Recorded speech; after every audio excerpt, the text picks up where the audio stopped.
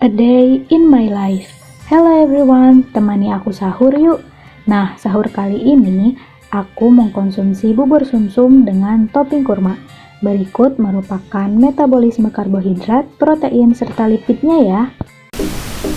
Nah, saat sahur kali ini saya mengkonsumsi bubur sumsum dengan topping kurma, di mana kurma memiliki kalori 281,5 kalori, mengandung lemak, natrium, kalium, karbohidrat, serta protein. Pada bubur sumsum memiliki kalori 418 kalori, mengandung lemak, karbohidrat, serta protein. Dan yang terakhir, pada gula merah memiliki kalori 380 kalori, mengandung fitonutrien, vitamin C, kalium, fosfor, magnesium, kalsium, serta zat besi. Berikut merupakan metabolisme karbohidrat, protein, dan lipid yang terkandung pada makanan yang saya konsumsi pada saat sahur, di mana saat saya mengkonsumsi makanan yang mengandung karbohidrat ataupun protein dan juga lemak, ini yang merupakan sesuatu yang kompleks akan dipecah menjadi molekul sederhana. Misalnya, pada karbohidrat akan dipecah menjadi glukosa, pada protein akan dipecah menjadi asam amino, dan pada lipid akan dipecah menjadi asam lemak. Yang pertama, pada tahapan awal metabolisme karbohidrat, awalnya ini disebut glikolisis.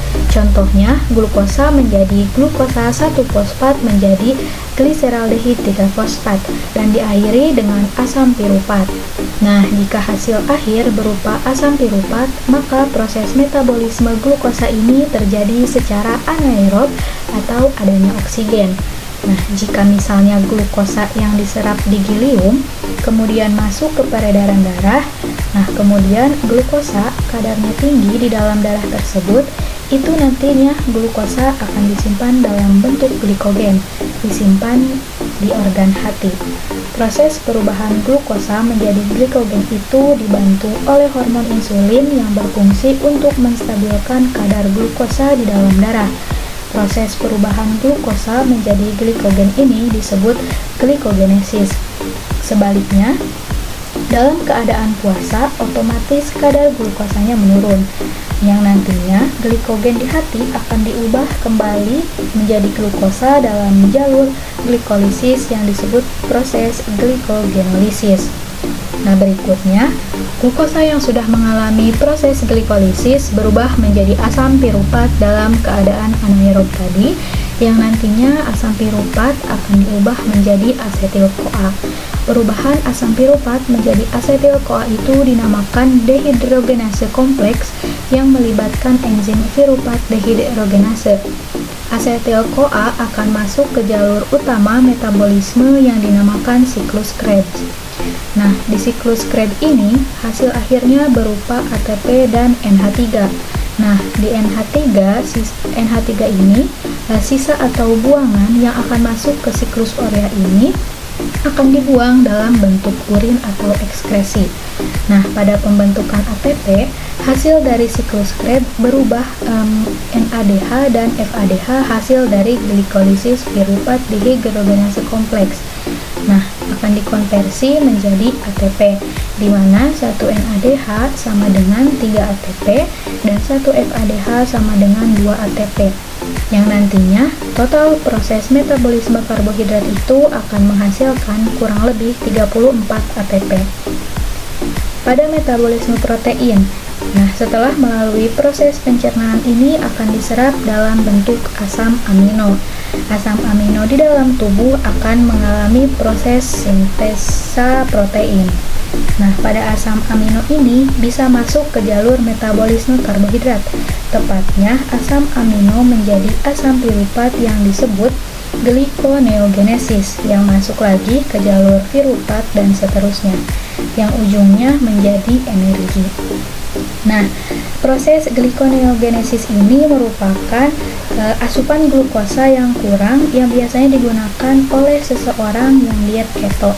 Maksud diet keto ini, seseorang tersebut tanpa mengkonsumsi karbohidrat.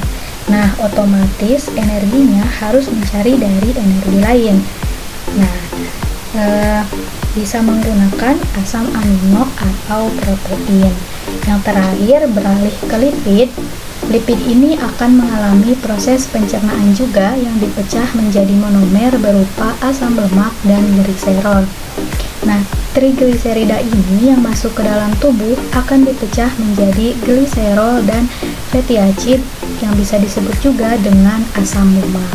Yang nantinya gliserol akan masuk ke jalur glikolisis yang disebut lipogenesis dalam keadaan asupan glukosanya kurang seperti protein tadi, yang bisa diganti oleh gliserol.